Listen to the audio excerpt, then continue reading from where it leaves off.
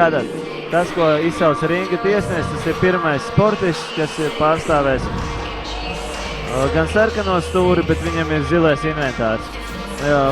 Vladimirs Žils. Viņš ir no Krievijas, Sanktpēterburgas. Piedalījies daudzkārtējos starptautiskos turnīros. Viens no tiem ir Rietumu Austrumu turnīrs, kurā viņš ir arī uzvarējis un guvis čempionu titulu. Un attiecīgi otrajā stūrī mums ir Puri Eselavar. Kas ir Azerbaidžānas sportists. Dienās ir kļuvis par Āzijas čempionu attiecīgajā disciplīnā. Arī piedalījies arī K1 un Rietumu Austrumu turnīru čempions, gluži tāpat kā viņa pretinieks. Iespējams jau sportisti iepriekš ir tikušies ringā. Tas nav teikts. Tas nav teikts, jā, par to mums informācija nav. Ladies and gentlemen, from St. Petersburg, Russia, Vladimir Zil! Tātad Vladimirs Zil, kā mēs redzam, viņš jau iesildās stūrī. He's freestyle Asian and K1 Asian champion. Azerbaijan different martial arts style multiple champion and East-West Olympics champion from Azerbaijan, Puri Elsevar! Un Puri Elsevar no Azerbaidžānas zilajā stūrī. Tagad mums sportisti nodemonstrēs, kas ir īsti. Или болевой, или полная сдача удушением, нокаутом, или 2 нокаута. Tad, kā mēs dzirdējām, tika pasludināti noteikumi, kad drīkst izdarīt sitienus, un uzvarētājs būs pa punktiem vai ar nokautu, vai ar izdarītu žņaukšanas paņēmienu.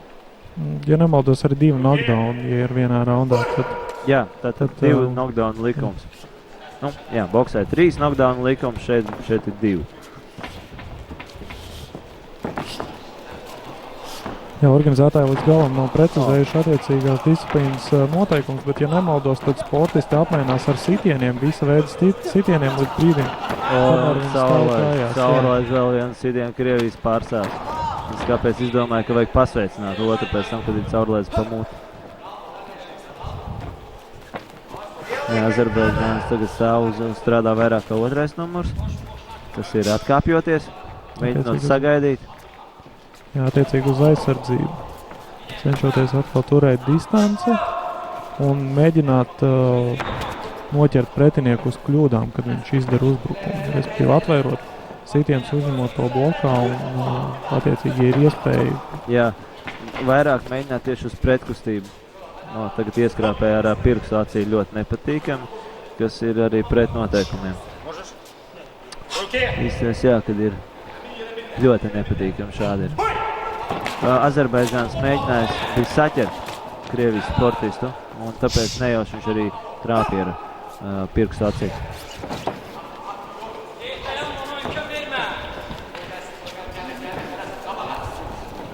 Sportistiem no inventāra viņi šķiet ir uzvalkuši izmanto MMA cīņas, kas ir 3 līdz 4 unces.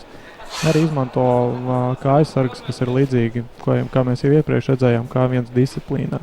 Atkal, lai saudzētu viens otru, galvenokārt jau sevi.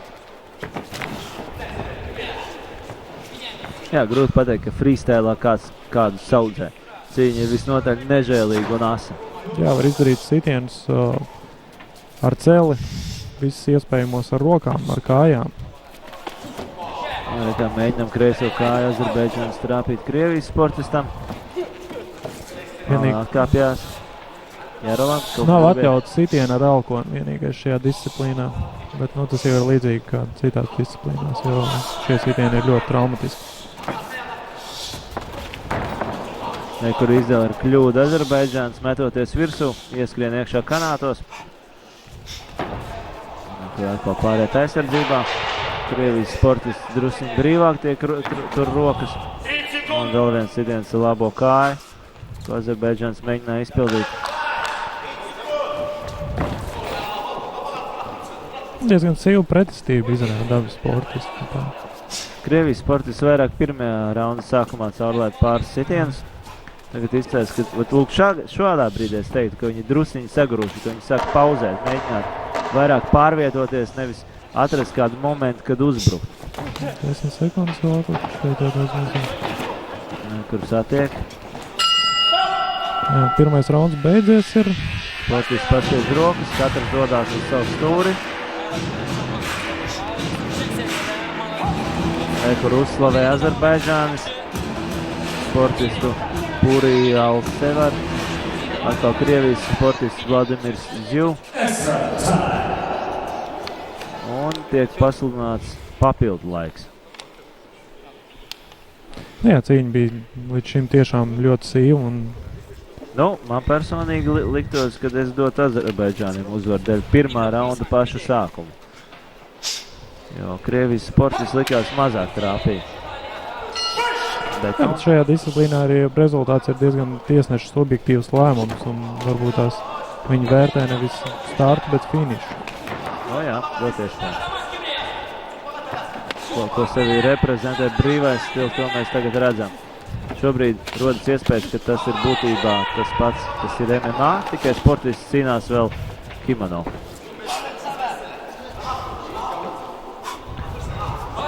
Droši vien par abu sportistu profesionalitāti liecina to, ka viņi pa vidukli apsējuši tieši melnās jostas, nevis kādas citas krāsas. Ja nemaldos, kimono varētu būt, kad ir vienkārši sakritība, kā abi sportisti ir uzvilkuši, jo cik es sekoju šim sporta veidam līdzi citos. Freestylam tieši? Tieši freestylam, jā, tur sportisti nevienmēr ir tērpušies kimono. Tad tas ir, un pāriet uz ņaukšanas paņēmi. Drusciņi nokļūdījās Krievijas sportists, bet viņš gan atrodas pozīcijā, kur viņu nožņaukt būtu pagrūti, ja vienīgi žokli salauz. Lai gan ringa tiesnesis apturēja. To, ka viņš padevās, vismaz es personīgi neredzēju.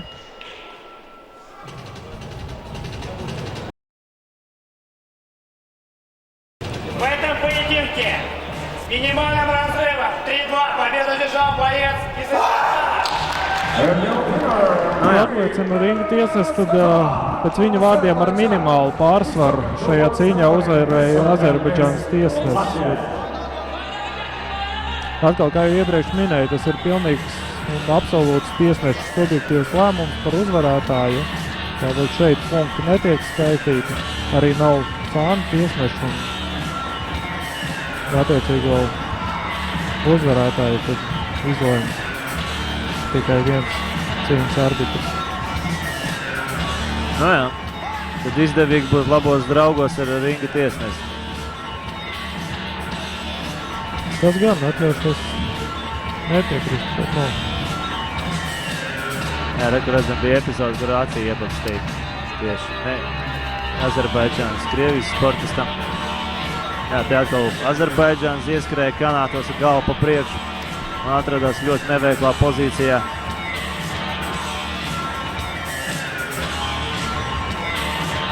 Jā, papildu laiks, manuprāt, tā neteikt, ka bija izteikti kādam labāks. Lūk, šī epizode drīzāk bija tāda ļoti neveiksmīga Krievijas sportistam, bet viņš arī neatradās situācijā, ka viņu varētu nožņaukt, jo netika kontrolēts ne viņa kājas, ne korpus, viņš varēja brīvi pārvietoties.